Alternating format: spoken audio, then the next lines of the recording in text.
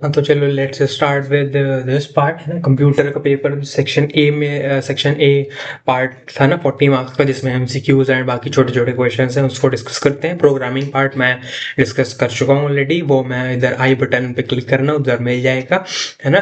तो अभी हम लोग लेट्स स्टार्ट विद कंप्यूटर का पेपर का सेक्शन ए पार्ट, यानी कि एमसीक्यूज एंड बाकी छोटे छोटे question with along with presentation, है ना, क्योंकि मेन मोटिव प्रेजेंटेशन एंड उससे सिखाना ही है ना।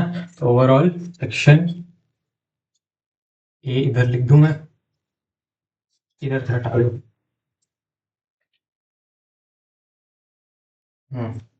ठीक है। और क्वेश्चन कौन सा, क्वेश्चन 1 है ना।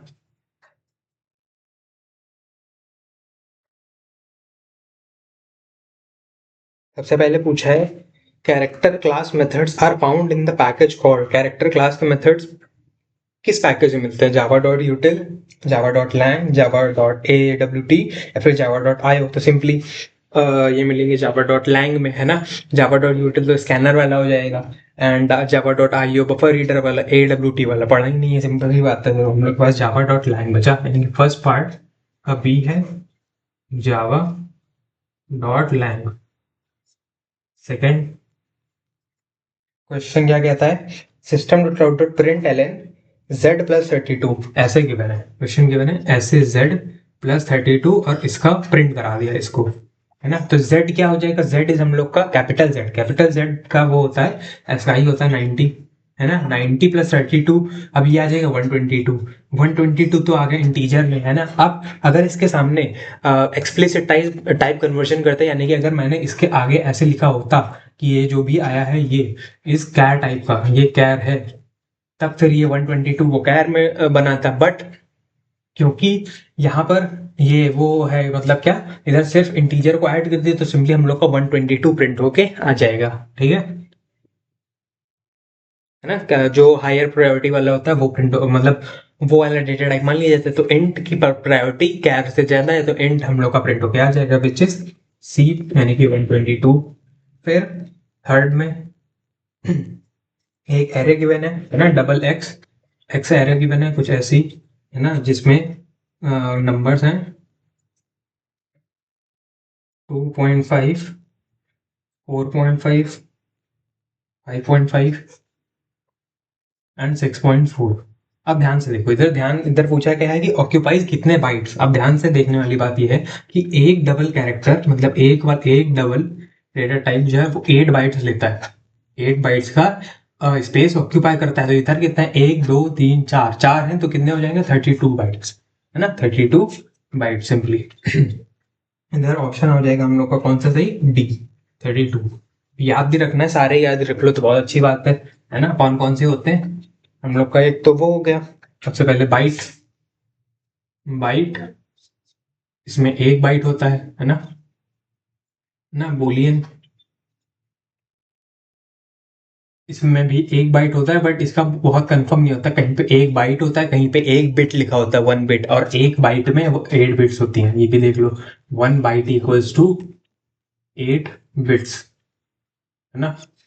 ये अब बुलियन का भी एक बाइट, फिर उसके बाद आता है हमारा शॉर्ट, है ना, इसके 2 बाइट्स होते हैं, है ना। कैर, इसके भी 2 बाइट्स, है ना। इंट और फ्लोट, है ना, 4 बाइट्स।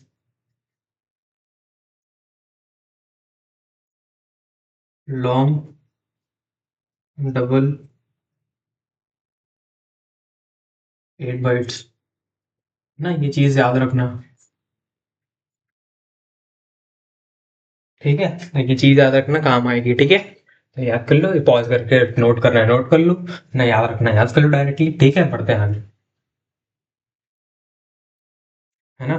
तो हम लोग के 3 क्वेश्चन हो गए। फोर्थ क्वेश्चन क्या कहता है, the output of 46 divide by 6 modulus 2, 46 divide by 6 modulus 2 अब इसमें पहले ये होगा, क्यों? क्योंकि इसमें लेफ्ट टू राइट चलता है। अगर प्रेसिडेंस ऑफ ऑपरेटर सेम है, क्योंकि इन दोनों की प्रेसिडेंस सेम होती है, मल्टीप्लाई, डिवीजन और मॉड्यूलस की प्रेसिडेंस सेम होती है प्रेसिडेंस ऑफ ऑपरेटर्स में, तो लेफ्ट टू राइट चलता है। लेफ्ट में कौन सा ऑपरेटर दिख रहा है? 48 डिवाइड बाई 6, तो ये क्या बन जाएगा? 7, 7 मॉड्यूलस 2, यानी कि 7 को 2 से डिवाइड करने पर रिमाइंडर क्या आएगा? 1 आएगा, यानी कि ऑप्शन ए, फोर्थ का ऑप्शन ए 1 है हमारा करेक्ट आंसर। ठीक है, फिर उसके बाद consider the two dimensional array P23, अच्छा मतलब 2 रोज हैं 3 कॉलम्स है of peripherals input output devices given above, state the index of the device barcode scanner. अच्छा, बारकोड स्कैनर का वो बताना है, क्या बताना है अपने को? Index number. अब ध्यान से देखो, पहला जो रो है उसका इंडेक्स नंबर क्या होगा? पहली रो का इंडेक्स विल बी 0, दूसरी रो का इंडेक्स विल बी 1, पहली कॉलम का इंडेक्स इज 0, फिर 1, फिर 2, है ना? तो बारकोड अगर ध्यान से देखो तो barcode scanner is given at index number 1 और 1, यानी कि वो फर्स्ट रो मतलब है सेकंड रो का पार्ट और सेकंड कॉलम का, बट क्योंकि इंडेक्स में एक एक कम हो जाता है ना, तो इंडेक्स विल बी P11, है ना? 5 ए, इसमें P11, है ना? फिर उसके बाद सिक्स क्वेश्चन क्या कहता है कि which of the following is user defined data type. User defined कौन कौन से? Array, class, double Boolean. अब डबल बूलियन ये तो ऑलरेडी प्री डिफाइंड है ना, लेकिन जो क्लास होता है और एरे होता है ये सब ये होते हैं यूजर डिफाइंड डेटा टाइप्स, है ना? एरे हो गया, है ना, क्लास हो गया, ये सब क्या होते हैं हमारे? तो बी ऑप्शन 1 एंड 3, यानी कि ये दोनों हमारे क्या होंगे? User defined data types. फिर उसके बाद बात आती है सेवन क्वेश्चन। सेवन क्या कहता है कि select the infinite loop. Infinite loop, है ना? अब देखो ए पार्ट क्या कहता है? ए पार्ट में है तो है i इक्वल्स टू 1, है ना, i less than equals to 10, i plus plus. अब इस वाले पार्ट में देखो पहले 1 है, फिर क्या होगा? फिर उसके बाद i प्लस प्लस, मतलब i2 भी होगा, 3 होगा, 4 होगा, 5 होगा, 6 होगा, 7 होगा, 8 होगा, 9 होगा, 10 होगा, यानी कि 10 तक चेक करेगा, है ना? और फिर उसके बाद जैसे ही 11 हो जाएगा, आई की वैल्यू 11 हो जाएगी, तब ये कंडीशन फॉल्स हो जाएगी और ये लूप रुक जाएगा, यानी कि ये तो फाइनाइट वाला है, ये है फाइनाइट, इनफाइनाइट तो नहीं है। फिर बात आती है दूसरा वाला।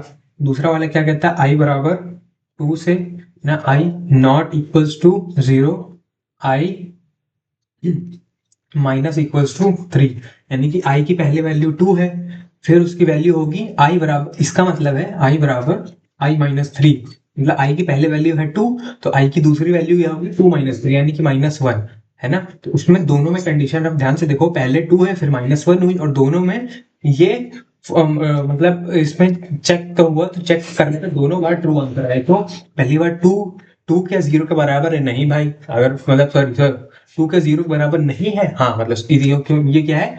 नॉट इक्वल टू का, है ना? तो क्या 2 0 के बराबर नहीं है? बिल्कुल सही बात है कि 2 0 के बराबर नहीं है, तो condition is true, condition is true, तो हम लोग का 2 एग्जीक्यूट कर जाएगा। फिर उसके बाद 2 के बाद बारी आएगी -1 की, -1 भी, -1 क्या 2 0 के बराबर नहीं है? हाँ भाई, ये भी सही बात है कि -1 भी 0 के बराबर नहीं है, तो वो भी रन कर जाएगा। फिर उसी हिसाब से -1 -4, यानी कि ये चलता रहेगा इन्फिनिटी तक, क्योंकि इसमें 0 वाली कंडीशन स्किप हो गई। उसके बाद फिर जब माइनस होता रहेगा तो फिर कहीं रुकने वाला है नहीं। फिर उसके बाद थर्ड वाला भी चेक कर लें फिर भी, है ना? आई बराबर 5 से चल रहा है, आई लेस देन इक्वल टू 5 तक, है ना, आई प्लस प्लस।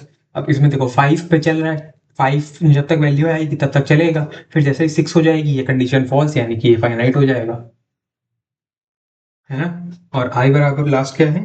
1, ना, I is greater than equal to 1, I minus minus. अब आई की वैल्यू है 1, अब आई की वैल्यू है 1, तब तक ये लूप रन करेगा, जैसे ही इधर माइनस माइनस की वजह से आई की वैल्यू हो जाएगी 0, तो ये कंडीशन फॉल्स, यानी कि भी फाइनाइट है।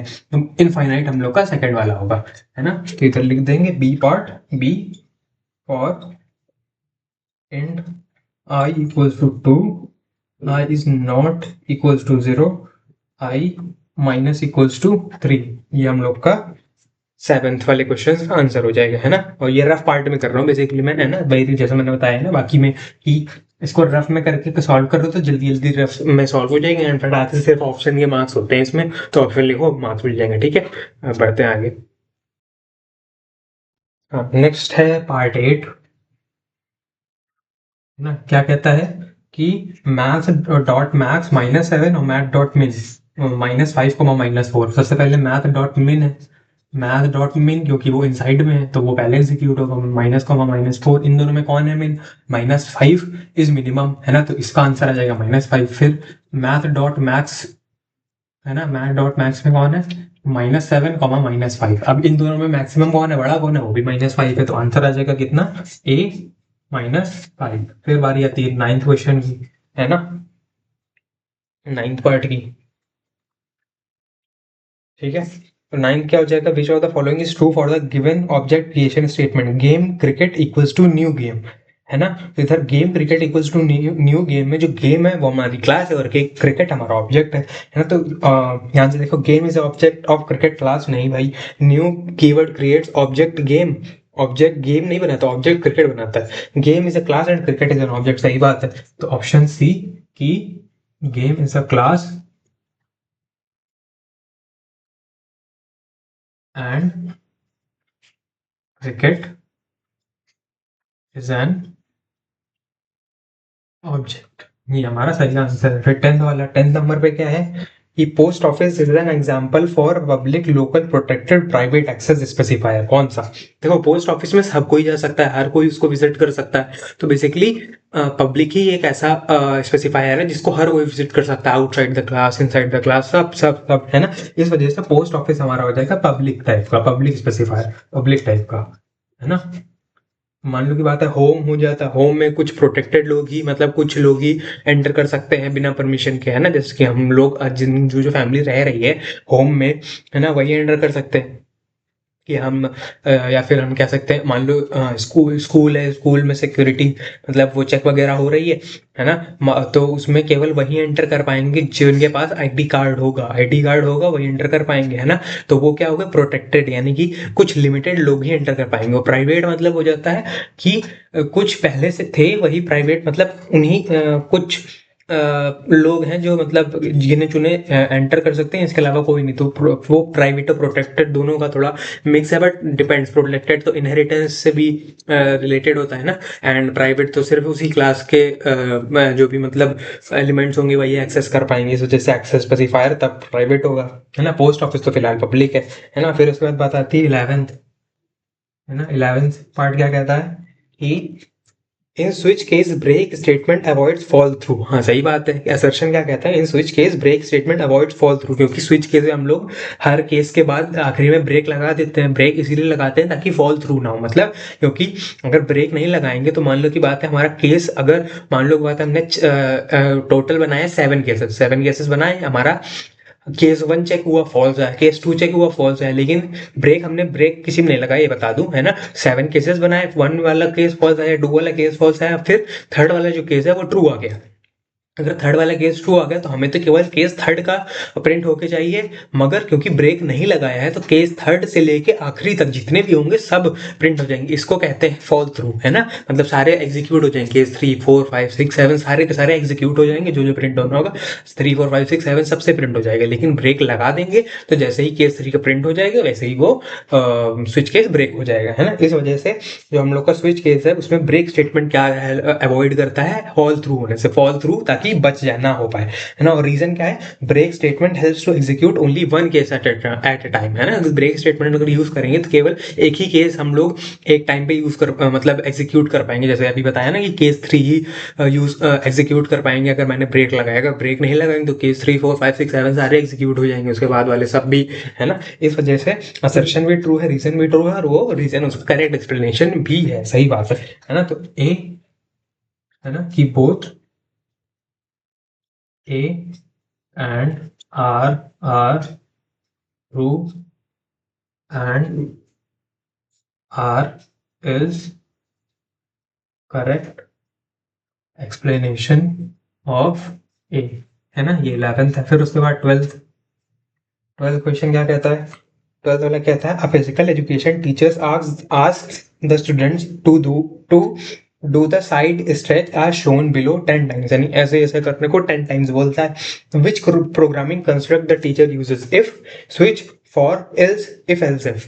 तो बेसिकली ऐसे ऐसे हम कर रहे हैं तो बार बार कर रहे हैं, बार बार कर रहे हैं मतलब लूप में कर रहे हैं, 10 टाइम्स कर रहे हैं मतलब ऐसे ही एक बार मैंने करा उसी को 10 times, it is basically loop है, यानी इटरेटिव कंस्ट्रक्ट है, लूप में बार बार जब चीज को करते हैं तो वो फॉर का, तो इट विल बी फॉर, यानी कि बेसिकली लूप वाला, तो फॉर का जैसा बन जाएगा हम लोग का। फिर उसके बाद बताती है 13 क्वेश्चन, है ना।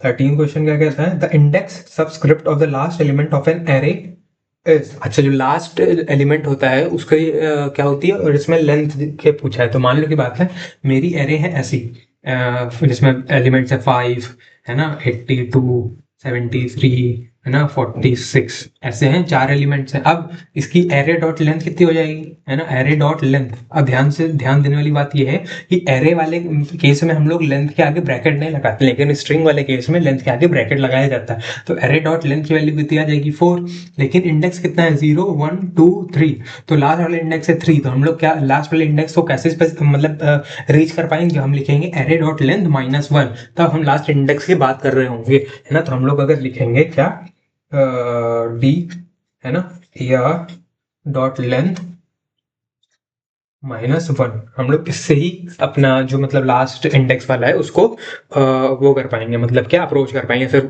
उस पर पहुंच पाएंगे उस इंडेक्स पे, ठीक है।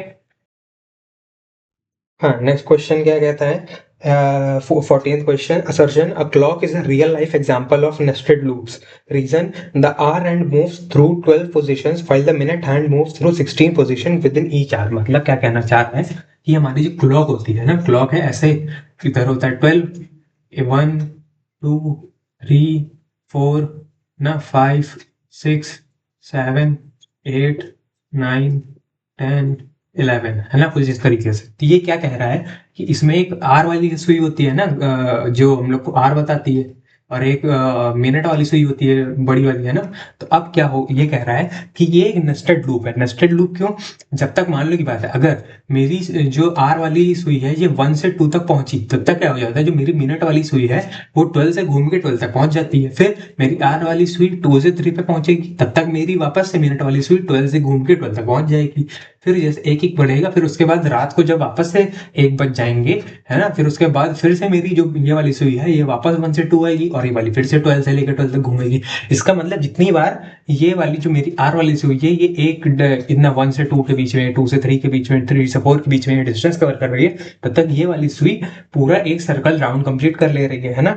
तो वही लिखा है, the hour hand moves through 12 positions. तो आर हैंड भी हम लोग का लूप में चलता है, और मिनट हैंड भी लूप में चलता है, और ये एक नेस्टेड लूप तरीके है कि आर हैंड इतना बढ़ेगा तो हमारा मिनट हैंड पूरा तक लूप कंप्लीट कर लेगा। फिर उसके बाद हर 12 आवर्स में हमारा आर आर वाला हैंड जो है वो लूप कंप्लीट करेगा, क्योंकि 12 आवर्स में 12 घंटे कंप्लीट हो जाएंगे, तो 12 बजे के बाद वापस से सेम टाइम आने लगेगा। इस वजह से हम लोग का क्या आर वाला हैंड और मिनट वाला हैंड दोनों नेस्टेड लूप के तरीके से चलते हैं, है ना। तो a clock is a real life example of nested loop, बिल्कुल सही बात है। रीजन क्या बोलता है, the hour hand moves through 12 positions, हाँ, while the minute hand moves through 16 positions within each hour। जो हम लोग का हैंड मिनट हैंड होता है वो 60 पोजीशंस हर एक घंटे में घूमता है, जबकि जो आर हैंड है वो 12 पोजीशंस घूमता है, बिल्कुल सही बात है। तो दिस इज 14th वाला है, A both A and R are true and R is correct explanation, है ना, क्या लिखा है, ऑफ ए, है ना। एंड फिर है उसके बाद 15th क्वेश्चन, है ना। तो 15th क्वेश्चन क्या कहता है, 15th क्वेश्चन कहता है कि which of the following pairs of methods will cause a compile time error due to incorrect method overloading. अच्छा, किसकी वजह से, मतलब कौन सा वाला वो है कंपाइल टाइम एरर आ जाएगा किस वाले ऑप्शन में। तो देखो ध्यान से देखो, ऑप्शन ए क्या कहता है, void test int a int b and void test double a double b. अब ध्यान से देखो, तो इसमें पैरामीटर्स के जो डेटा टाइप्स हैं, पैरामीटर्स ए बी, इन दोनों के वो चेंज है, क्या चेंज है, हमारे डेटा टाइप्स, यानी कि पहले वाले में दोनों इंट वाले हैं, दूसरे वाले में दोनों डबल वाले हैं, है ना। तो ये तो ओवरलोडिंग हो जाएगा आराम से, क्योंकि यही तो ओवरलोडिंग तभी तो होता है ना हमारा, जब हमारे जो पैरामीटर्स होते हैं, फॉर्मल पैरामीटर्स होते हैं, उनका डेटा टाइप एक मेथड के लिए और दूसरे मेथड के लिए या तो नंबर ऑफ वो अलग हो, है ना, क्या अलग हो, हमारा जितने भी नंबर ऑफ टोटल पैरामीटर्स हैं वो अलग हों, या तो फिर उनका डेटा टाइप अलग हो, या तो सीक्वेंसिंग अलग हो, है ना। ये सब तरीके से हमारा ओवरलोडिंग एग्जीक्यूट हो पाता है। तो पहला वाला तो सही है भाई हमारा, क्योंकि इसमें पहले वाले में इंट है और दूसरे वाले में दोनों डबल है ना, तो ये तो एग्जीक्यूट होगा, अब ओवरलोडिंग आएगा, कोई कंपाइल एरर नहीं आएगा। फिर void test int A double B and void test double a int b, वही चीज मैंने बोली, या तो सीक्वेंसिंग उल्टी हो, या तो नंबर ऑफ पैरामीटर्स कम ज्यादा हो, और या तो वो होना चाहिए कि हमारा डेटा टाइप्स अलग हो, है ना। तो देखो बी पार्ट में सीक्वेंसिंग अलग है, डबल ए और इंट बी कर दिया है दूसरे वाले में, है ना, तो ये भी वर्क करेगा। सी पार्ट में int A double B and void test int A, तो अब इसमें क्या किया, नंबर ही बदल दिया, पहले वाले में 2 पैरामीटर्स हैं, दूसरे वाले में 1 पैरामीटर है, तो ये भी वर्क करेगा। चौथे वाले में void test int A and int test int A, इसमें देखो पैरामीटर को डेटा टाइप नहीं चेंज किया है, तो यहाँ पे गलती है। एंड दूसरी बात, यहाँ पे जो हमारा रिटर्न टाइप है उसको चेंज कर दिया है, कि पहले वाले के लिए रिटर्न टाइप है वॉइड, और वॉइड टेस्ट नाम से भी रखा टेस्ट, और उसको बोला है कि वॉइड टाइप का है मतलब नो रिटर्न वैल्यू, और दूसरे वाले के लिए बोलते हैं इंट टेस्ट मतलब इसके return value will B N integer, तो ऐसा तो नहीं पॉसिबल है। इस वजह से फोर्थ वाला option void test int A and int test int A वाला हम लोग का एरर दे देगा ना। This is void test int A and int test int A, कुछ इस तरीके से, है ना। हम पढ़ते हैं आगे। हाँ, अब अपने नेक्स्ट क्वेश्चन तक, 16th क्वेश्चन, 16th एमसीक्यू, है ना। क्या कहता है, विच of the following converts 25 to 25.0। अच्छा, स्ट्रिंग ऐसे बना है, ऐसे 25 मतलब ये स्ट्रिंग है 25, है ना, और इसको कौन 25.0 बदल देता है। तो बेसिकली हमारा option number C, double dot parse double, है ना, 25, ठीक है। अब देखो ऑप्शन 1 क्यों गलत है, ऑप्शन 1 इसलिए गलत है क्योंकि एक रूल होता है इसमें कि डॉट के बाद जो भी वर्ड आएगा हमारा, डॉट के बाद जो भी वर्ड आएगा हमारा, उसका पहला लेटर होगा स्मॉल केस में, लोअर केस में, है ना। तो पार्स का टी छोटा होना चाहिए। इसमें देखो पहले वाले में ए में डबल डॉट पार्स डबल में पी कैपिटल वाला है ना, तो वो गलत है। दूसरे वाले में ध्यान से देखो डबल डॉट पार्स ही लिख के छोड़ दिया, तो सीधी बात गलत है। फिर थर्ड और फोर्थ में डिफरेंट, थर्ड और fourth double dot parse double तो सेम है, बट फर्क क्या है, सी वाले में 25 स्ट्रिंग टाइप का है और फोर्थ वाले में 25 इंटीजर टाइप का है। तो इधर क्योंकि हम लोग को स्ट्रिंग टाइप को डबल टाइप में कन्वर्ट करना है, इसलिए option C will be correct, ठीक है। अब इसके बाद बारी आती है क्वेश्चन 17, है ना। 17 क्वेश्चन क्या कहता है, कंसिडर द प्रोग्राम सेगमेंट, है ना, इंट पी इक्वल्स टू 0, इसको सॉल्व कर लेते हैं ना। इंट पी इक्वल्स टू 0, है ना, for p equals to 4, p is greater than 0, p minus equals to 2, है ना। इधर वो ध्यान देना, इधर वो लगाया है क्वेश्चन में सेमीकोलन, है ना। फिर SOP p and SOPLN p, है ना। अब ध्यान से देखो, अब इंट p इक्वल्स टू 0 है, यहाँ पे p इक्वल्स टू 0 है, फिर यहाँ पे बोल दिया p इक्वल्स टू 4 है, तो पहले p की वैल्यू क्या है, 4, p की वैल्यू 4 है, कंडीशन p की वैल्यू 4 यानी 4 इज ग्रेटर देन 0, हाँ भाई 4 इज ग्रेटर देन 0, यानी कि लूप एग्जीक्यूट होगा, ये लूप एग्जीक्यूट होगा, है ना। लेकिन अब लूप एग्जीक्यूट कैसे होगा, जबकि यहाँ पे तो वो लगा है, क्या लगा, सेमीकोलन, तो फिर इसके बाद ये लूप कोई वापस से रन करेगा, मतलब वापस से लूप रन करेगा। अब p की वैल्यू विल बी कितनी, p equals to p minus 2 यानी 4 माइनस 2 यानी कि p की वैल्यू अब हो जाएगी कितनी, 2। तो 2 क्या 0 से बड़ा है, हाँ भाई सही बात है, 2 अभी भी 0 से बड़ा है। तो लेकिन फिर से सेमीकोलन आ गया, यानी कि ये वापस से रन होगा, तो p बराबर p माइनस 2 यानी कि 2 माइनस 2, अब p की वैल्यू हो गई 0, तो अब p की वैल्यू हो गई 0, तो p क्या, तो 0 क्या 0 से बड़ा नहीं भाई, 0 0 से बड़ा नहीं होता है, 0 0 के बराबर होता है ना। इस वजह से ये कंडीशन हो गई फॉल्स, तो हम लोग बाहर आ जाएंगे। अब p की वैल्यू कितनी थी, p की वैल्यू थी 0, p की वैल्यू थी 0, तो SOP में p की वैल्यू क्या प्रिंट हो जाएगी, 0, और SOP के, और हम लोग SOP में देखो 0 प्रिंट होगा कुछ इस तरीके से, है ना, ऑप्शन ऐसे 0 प्रिंट हुआ, ठीक है। फिर उसके बाद SOP ln आएगा और p, है ना, एसओपी मतलब पी प्रिंट हो गया।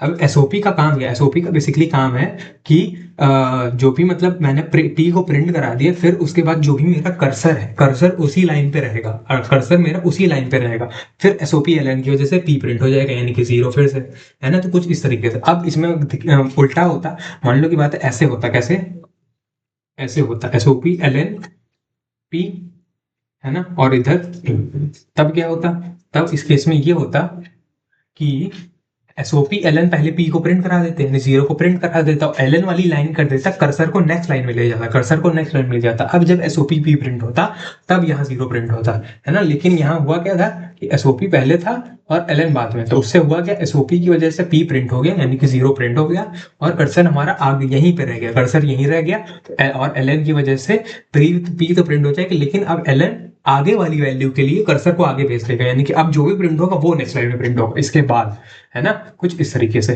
ठीक है, होपफुली समझ में आएगा। तो इसका इसका आ जाएगा 0 0, एंड ये है ऑप्शन डी, है ना।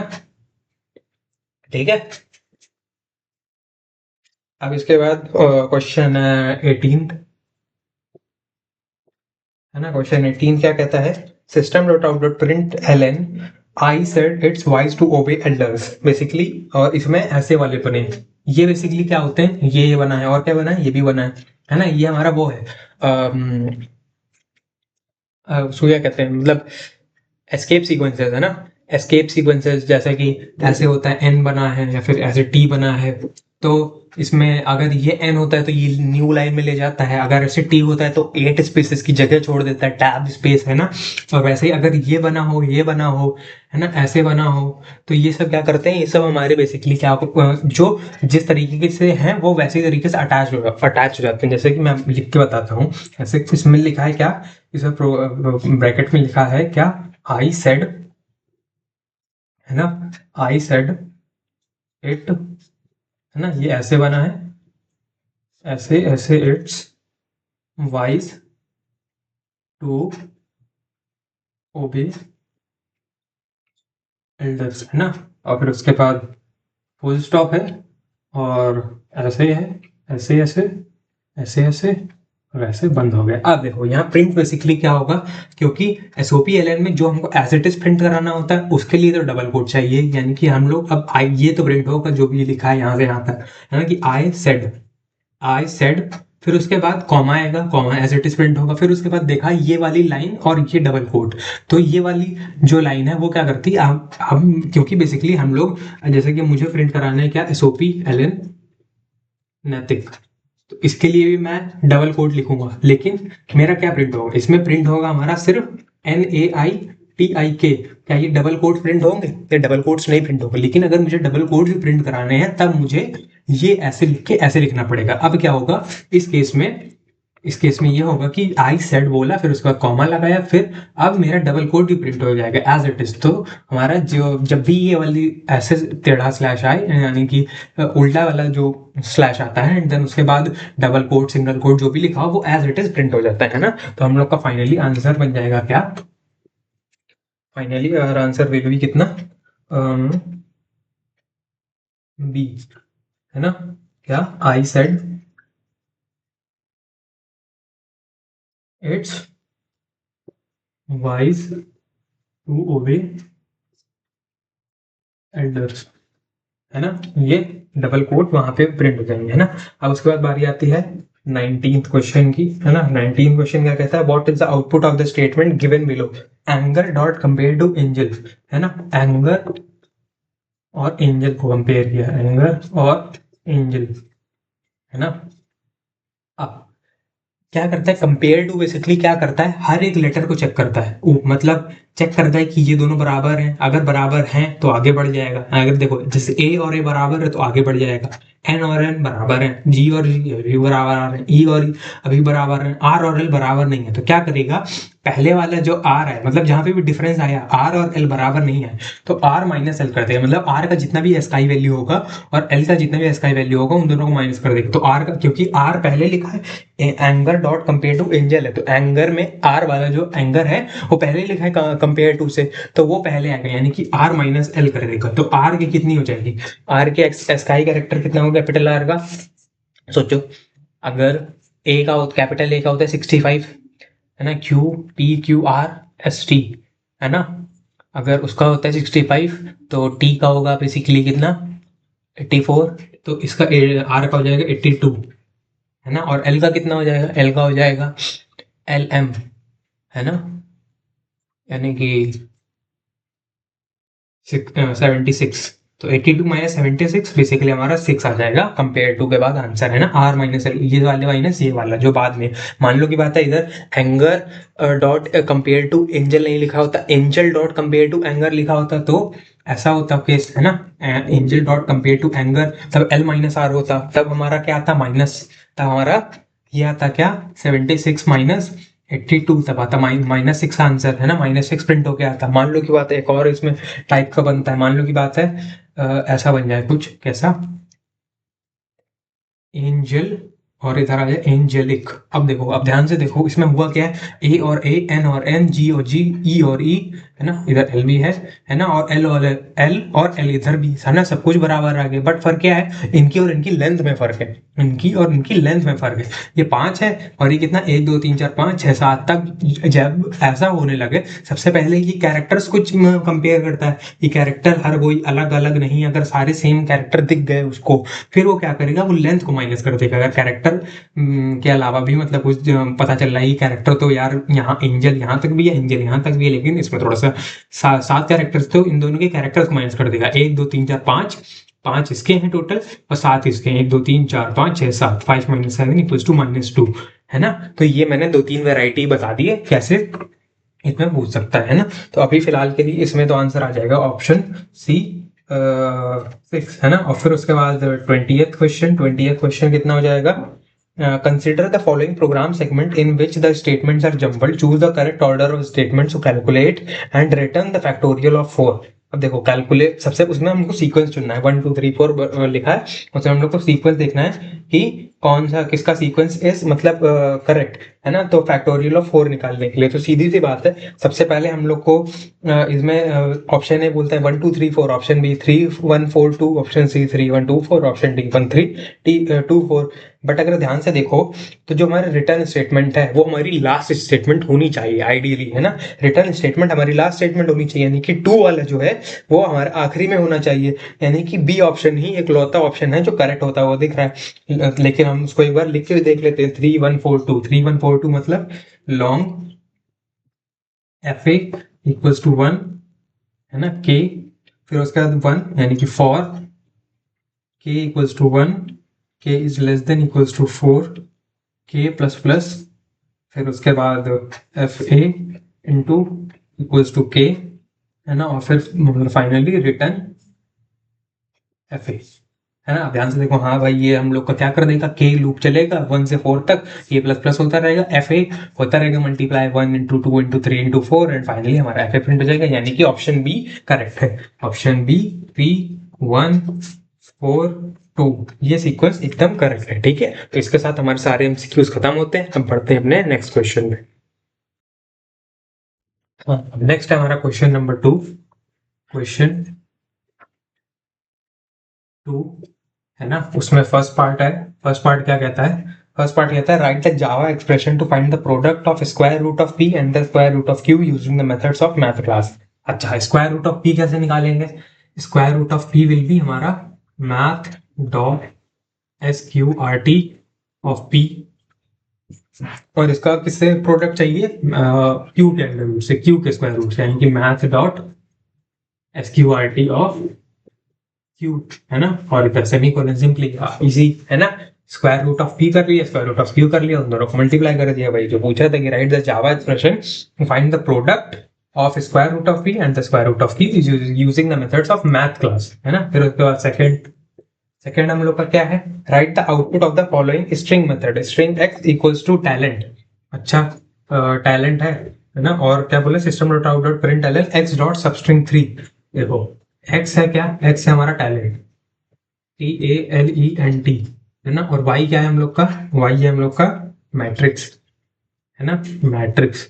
अब 0 1 2 3 4 5, 0 1 2 3 4 5, ठीक है। अब क्या बोला है, x dot substring 3, x dot substring 3 यानी कि इसकी 3 वाले इंडेक्स से लेके आखिरी तक, जब तक अगर 3 ऐसे लिखा होता है डॉट सबस्ट्रिंग 3 यानी कि उससे लेके उसके आखिरी तक, है ना, यानी कि 3 से लेके आखिरी तक, यानी ई एन टी प्रिंट होगा, ई एन टी, और ई एन टी तो प्रिंट हो गया। फिर उसके बाद डॉट कॉन्कैट, कॉन्कैट यानी कि उसमें कॉन्कैटिनेशन होगा, उसी में जुड़ जाएगा, क्या जुड़ जाएगा, वाई डॉट सबस्ट्रिंग 3, इसका भी सबस्ट्रिंग 3 से यानी कि 3 4 5 यानी आर आई एक्स, ये इसमें जुड़ जाएगा, एंड ये होगा हम लोग का क्या, आउटपुट, ये होगा फाइनल आउटपुट, है ना। ये सेकंड वाले पार्ट का। थर्ड वाला पार्ट अब देखते हैं। थर्ड वाला क्या कहता है, write the Java statement for creating an object named Sifra of the class robot which takes 3 double parameters. तो क्लास नेम क्या है, रोबोट, उसको पहले लिखते हैं रोबोट, और ऑब्जेक्ट नेम सिफ्रा, है ना, इक्वल्स टू न्यू रोबोट, है ना, equals to new robot double a double b, है ना, एंड डबल सी, है ना। कुछ इस तरीके से हम लोग ये class name object name equals to new class name and 3 parameters लेने, तो एबीसी कुछ भी ले लिया, एक्स वाई जेड कुछ भी ले लो, क्या फर्क पड़ता है, सब सही है ना। फिर उसके बाद फोर्थ वाला पार्ट क्या कहता है, फोर्थ वाला पार्ट है कि convert the given loop into exit control loop, exit control loop बनाना है, यानी कि ध्यान से देखो, एग्जिट कंट्रोल लूप बनाने के लिए ये फॉर लूप गिवन है, तो इसको एग्जिट कंट्रोल लूप होता है डू वाइल वाला, है ना, तो उसको बना ले int a equals to 10, b equals to कितना, b इक्वल्स टू 1, है ना, सेमीकोलन डू, है ना, और इसमें क्या लिख देंगे, इसके अंदर लिख देंगे हम लोग अपना यही वाला क्या, b plus equals to a, है ना, b प्लस प्लस, है ना, और क्या लिख देंगे, a माइनस इक्वल टू 2, है ना, ये लिख दिया। फिर उसके बाद कर लिख देंगे हम लोग वाइल, है ना, वाइल में कंडीशन लगा देंगे, कंडीशन क्या है, A should be greater than equal to 1, है ना, इधर सेमीकोलन लगता है, ध्यान रखना, है ना, एग्जिट कंट्रोल वाले में इधर सेमीकोलन लगता है। और फिर उसके बाद ये वाइल लगा दिया, एंड उसके बाद क्या करेंगे हम लोग अपना, ये हो गया, लिख दिया सब कुछ, कुछ बचा है नहीं। अब फिर से वही system dot out dot print है, system dot out dot print B, है ना, कुछ इस तरीके से प्रिंट होके आ जाएगा, एंड हमारा एग्जिट कंट्रोल लूप इस तरीके से लिख देंगे, है ना। होपफुली समझ में आया, वो बढ़ते हैं आगे।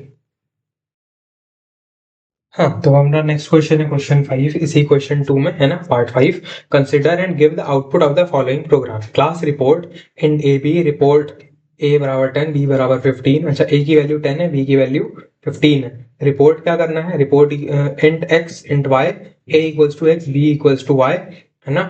फिर उसके बाद void print system dot out dot print ln a into b, static void main report r equals to new report, report r equals to new report and r dot print यानी कि देखो, सबसे पहले report r equals to new report की वजह से r dot print लिखा है, तो प्रिंट में क्या प्रिंट हो जाएगा, system dot out dot print l a into b, है ना।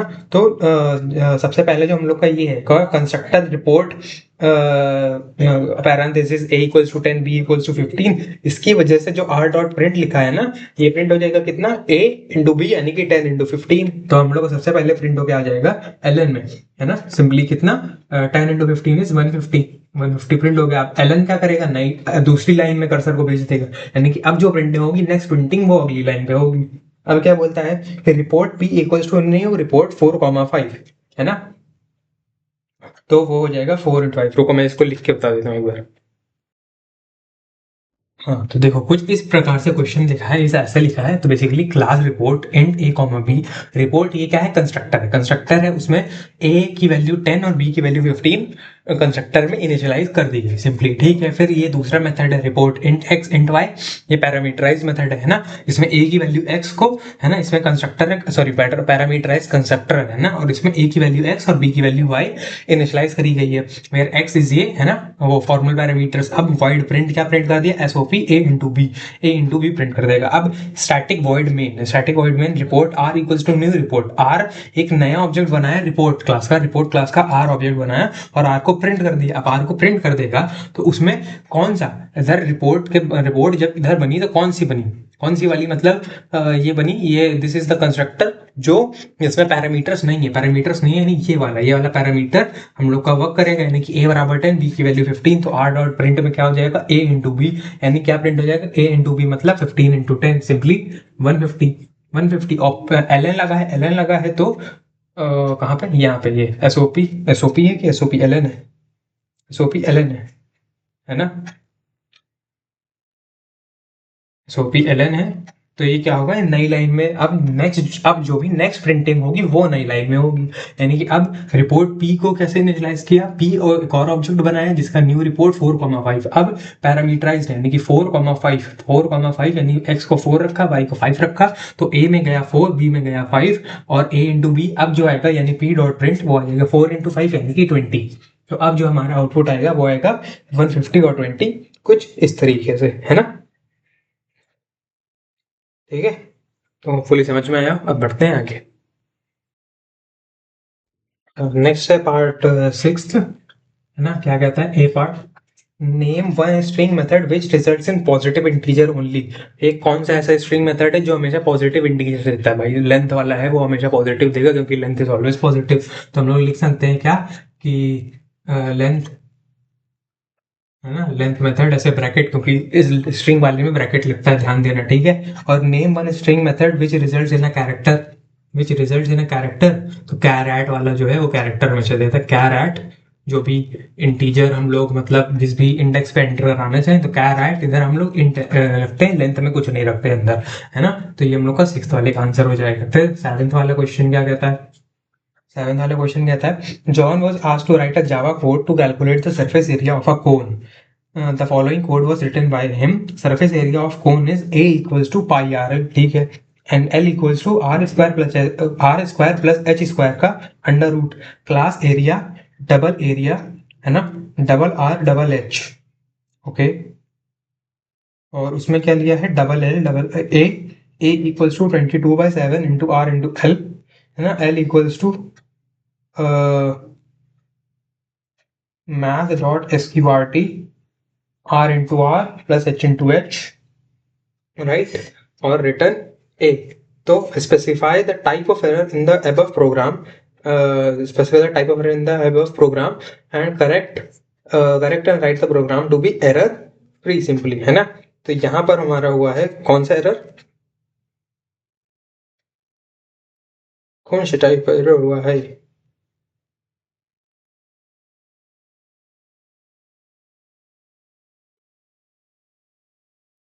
यहाँ पे हमारा मेनली होगा वो वाला एरर, कौन सा,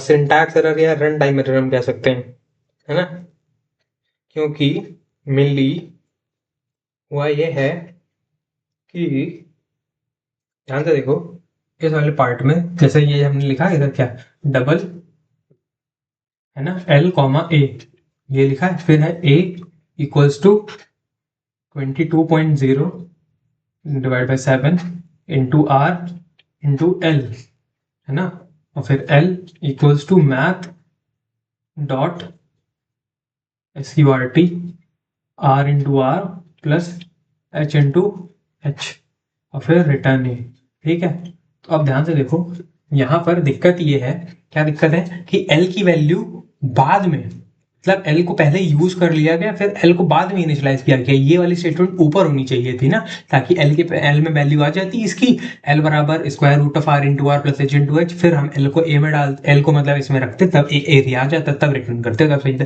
बेसिकली यहाँ पे मेनली कंपाइल टाइम एरर होगा, क्योंकि यहाँ पर हम लोगों ने क्या किया है, बेसिकली एल को इधर सिंटैक्स एरर तो नहीं दिख रहा ज़्यादा, बट हाँ यहाँ पर कंपाइल टाइम एरर तब आ जाएगा कि यहाँ पर एल की वैल्यू हम लोगों ने यूज़ कैसे कर ली बिना उसको, मतलब उसके पास कुछ वैल्यू नहीं है, उसके पास डबल एल हमने लिखा, लेकिन एल की वैल्यू एटलीस्ट 0 हो, 1 हो, 2 हो, कुछ भी होनी चाहिए, लेकिन एल की जब कोई वैल्यू नहीं है हम लोग यूज़ किसका कर रहे हैं, इधर एल की जगह होगा क्या, कौन सा नंबर आएगा, कुछ नहीं आएगा, तो एल वाला ये स्टेटमेंट ऊपर होना चाहिए, तो बेसिकली लॉजिकल क्या है, कंपाइल टाइम एरर, तो कंपाइल टाइम एरर इधर मिल भी जाएगा क्योंकि इसको एरर शो करेगा, है ना, कि क्योंकि वो होके नहीं आएगा, कंपाइल रन टाइम एरर तब आता है जब हमारा प्रोग्राम हम रन करें एंड हमें रन करते हुए पता चले कि पूरी सही से रन नहीं हो रहा है, उसमें कुछ एरर आने लगे है ना, एकदम से रेड स्क्रीन आ जाए सामने से और तुम कुछ लिखा हो है ना, और लॉजिकल एरर में रन हो जाएगा, एकदम अच्छे से रन हो जाएगा, बस फर्क पता चलेगा अच्छा मुझे ये नहीं करना था, कुछ और लॉजिक लगाना था उसमें। लॉजिकल एरर में एरर नहीं दिखाई देगा, और सिंटैक्स एरर में प्रोग्राम लिखते वक्त ही तुमको एरर शो करने लगेगा सिंपली। तो इधर मेनली कंपाइल टाइम एरर है, क्योंकि ये सिंटैक्स वाइज तो सही है, बस फर्क इतना है कि एल को इधर जब हम कंपाइल करेंगे, कंपाइल टाइम एरर या फिर हम रन टाइम एरर कुछ भी कह लो है ना, और मैंने दोनों लिख दिए, रन टाइम एरर है ना। तो जब प्रोग्राम रन करेंगे तब एल की दिक्कत आएगी कि एल की वैल्यू कुछ वही नहीं है, इनिशियलाइज ही नहीं है, डिक्लेयर किया एल को लेकिन एल की वैल्यू कुछ नहीं है, खाली डब्बा है एल है ना। तो एल की वैल्यू अब ये ऊपर होता तब एल में कुछ वैल्यू होती, r into are plus H into h का अंडर रूट करके है ना। तो अभी कुछ एल की वैल्यू नहीं, तो रन टाइम एरर है। और करेक्ट कैसे करेंगे, इन्होंने पूछा है कि and write the program to be error free, write the program to be error free. तो हम क्या करेंगे बेसिकली, इतना कर देंगे, कितना, ये वाला जो पार्ट है इसको नीचे लिख देंगे इसके, है ना। ये है, इसको इसके नीचे लिख देंगे, A equals to 22.0 divide by 7 into क्या आर इंटू एल और रिटर्न ए। अब सही है ये, अब हो जाएगा सही। अब ये सही प्रोग्राम रिटर्न करके देगा है ना, डबल एल कॉमा ए,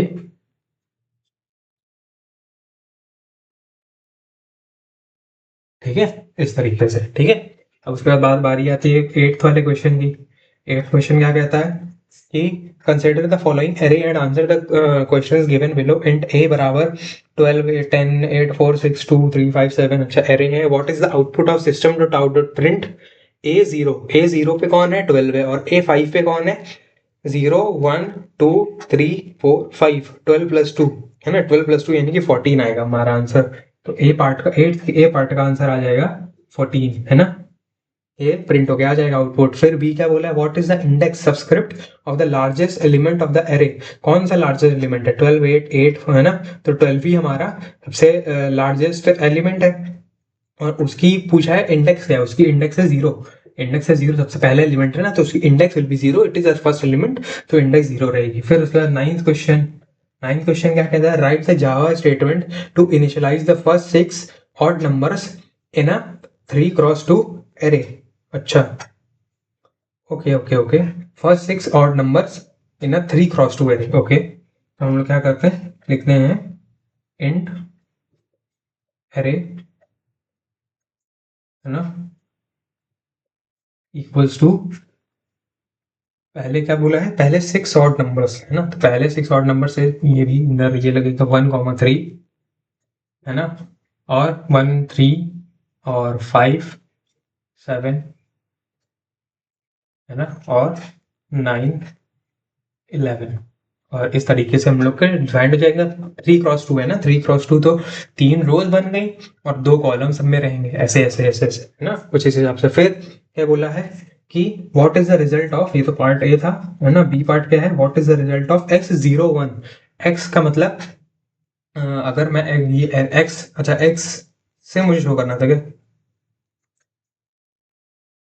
अगर ये x है तो मैं इधर x कर देता हूँ क्योंकि क्वेश्चन में x लिखा है ना। अगर ये x है तो बेसिकली ये है मेरा 0 1 2 रो वाइज, और ये है कॉलम वाइज 0 1 0 1 0 1, ठीक है। अब क्या पूछा है, x 0 1 यानी कि 3, तो बी पार्ट में क्या है 3 प्लस क्या होना चाहिए 2 1 यानी कि 1, यानी कि क्या आ जाएगा 4। हम लोग को फाइनल आंसर विल बी 1 नहीं सॉरी 11, 14 आएगा, मैं 1 देख लिया, ये 1 है, तो 2 प्लस 2 का 1 विल बी 11 और 0 का 1 विल बी 3, तो 3 प्लस 11 विल बी 14 सिंपली है ना। इस तरीके से ये हो जाएगा। फिर उसके बाद 10th पार्ट, 10th क्या कहता है question, give the output of the following program segment and specify how many times the loop is executed. String s equals to Java और i equals to 0, i is less than s dot length तक चलेगा, i plus equals to 2। अच्छा, system dot out dot println S dot substring I. सबसे पहले आई की value 0 है ना, आई की वैल्यू 0 है, और एस डॉट लेंथ कितना है, एस डॉट लेंथ है 4, यानी कि लूप चलेगा 0 से आई लेस देन 4 तक, आई लेस देन 4 तक। ओके ठीक है, तो 0 से आई लेस देन 4 तक, और एस डॉट सबस्ट्रिंग आई, आई मतलब एस डॉट सबस्ट्रिंग आई, सबसे पहले आई की वैल्यू 0 है तो 0 के हिसाब से एस डॉट सबस्ट्रिंग 0 हमें पहले सबसे पहले प्रिंट हो जाएगा जावा, और क्योंकि प्रिंट एलन लिखा है तो इसके बाद चला जाएगा नीचे कर्सर, नीचे चला जाएगा, फिर क्या होगा, फिर अब आई की वैल्यू हो गई, आई बढ़ गया 2 से, यानी आई की वैल्यू अब हो गई 2।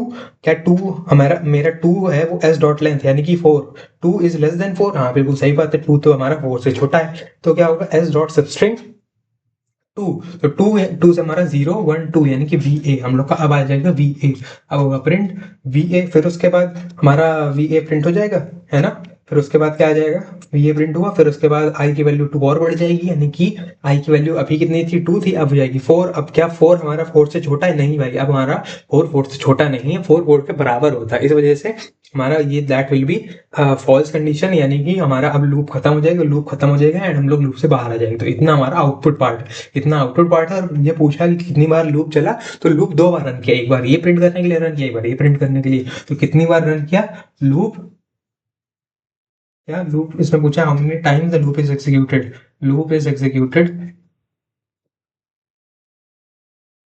2 टाइम्स, है ना। एंड कुछ इस तरीके से हम लोग के सारे आंसर्स खत्म होते हैं सेक्शन ए के, है ना, विद प्रेजेंटेशन एंड किस तरीके से लिखना चाहिए, है ना, सब कुछ तरीके से एंड होता है। तो होपफुली समझ में आया होगा, मैंने भाई अगेन प्रोग्रामिंग वाला मैं पहले ही डिस्कस कर चुका हूँ, है ना, ये वीडियो में, है ना, तो होपफुली समझ में आया होगा, होपफुली या तो कॉन्सेप्ट रिवाइज हो गए होंगे, है ना, एंड जिनको आंसर की देखनी थी आंसर की मिल गई होगी, तो फिर thank you so much for watching, and चलो फिर हम मिलते हैं किसी और वीडियो में, बाय बाय।